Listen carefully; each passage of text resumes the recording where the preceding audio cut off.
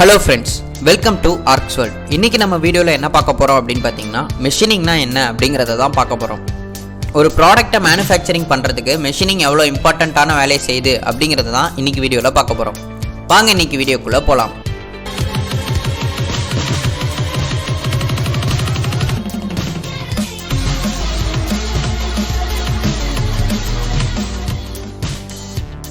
Work பீஸ்லேருந்து மெட்டீரியலை remove பண்ணுறது தான் மெஷினிங் அப்படின்னு சொல்லுவாங்க. இதுக்கு ரொம்பவே முக்கியமான ஒரு பொருள் என்னென்னா கட்டிங் டூல். ஏன்னா கட்டிங் டூல் தான் மெட்டீரியலை ஒர்க் பீஸ்லேருந்து ரிமூவ் பண்ணும். இந்த மெஷினிங் ப்ராசஸ்க்கு ரிலேட்டிவ் மோஷன் ரொம்பவே இம்பார்ட்டண்ட். இந்த ரிலேட்டிவ் மோஷன் நமக்கு எதுலேருந்து கிடைக்கும்னா, கட்டிங் டூலோட கட்டிங் ஸ்பீட்லேருந்தோ நம்ம கொடுக்குற ஃபீட்லேருந்தோ தான் கிடைக்கும். கட்டிங் டூலோட ஷேப்பு, அப்புறம் அதோட கட்டிங் ஸ்பீடு, அப்புறம் நம்ம கொடுக்குற ஃபீட், இது மூணும் தான் நம்ம ஒரு ஒர்க் பீஸை ஃபுல்லாக மெஷினிங் பண்ணி முடிக்க ரொம்பவே யூஸ்ஃபுல்லாக இருக்கும். மெஷினிங்னா என்ன அப்படிங்கிற ஒரு ஓவர்வியூ தந்துட்டோம். எந்தெந்த மாதிரிலாம் மெஷினிங் பண்ணலாம் அப்படிங்கிறத மெஷினிங் ஆப்ரேஷன்ஸ் அப்படின்னு சொல்லுவாங்க. மெஷினிங் ஆப்ரேஷன்ஸ் என்னென்ன இருக்குது அப்படின்னா, turning, drilling, boring, reaming, milling. இந்த அஞ்சும் தான் மேக்ஸிமம் யூஸ் பண்ணுற மெஷினிங் ஆப்ரேஷன்ஸ். டர்னிங் அப்படிங்கிறது என்னென்னா, ஒர்க் பீஸை சிலிண்ட்ரிக்கல் ஷேப்பில் நம்ம கொண்டு வரணும். அதுக்காக யூஸ் பண்ணுற ஒரு மெஷினிங் ப்ராசஸ் பேர் தான் டர்னிங். இந்த டர்னிங்கில் கட்டிங் டூல் எப்படி இருக்குன்னா, சிங்கிள் பாயிண்ட் கட்டிங் எஜ்ஜோடு இருக்கும்.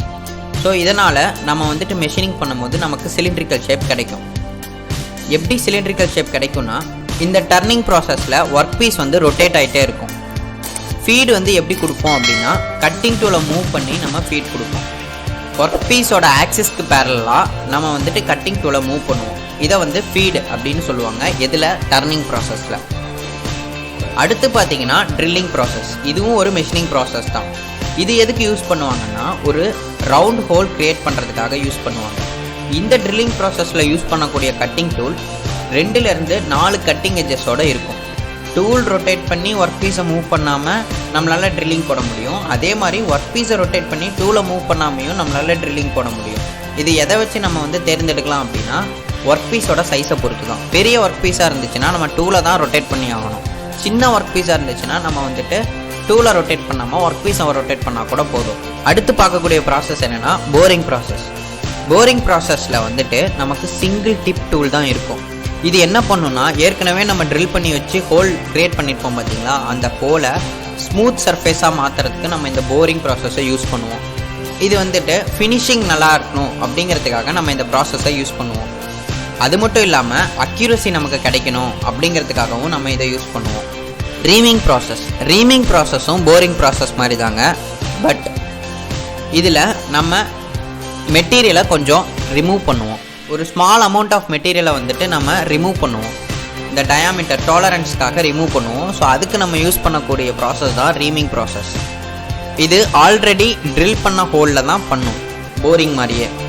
மில்லிங் ப்ராசஸ் மற்ற எல்லா ப்ராசஸும் கம்பேர் பண்ணும்போது மில்லிங் ப்ராசஸில் ஒர்க் பீஸ் ஸ்டேபிளாக இருக்கும், டூல் மூவ்மெண்ட் ஆகும்.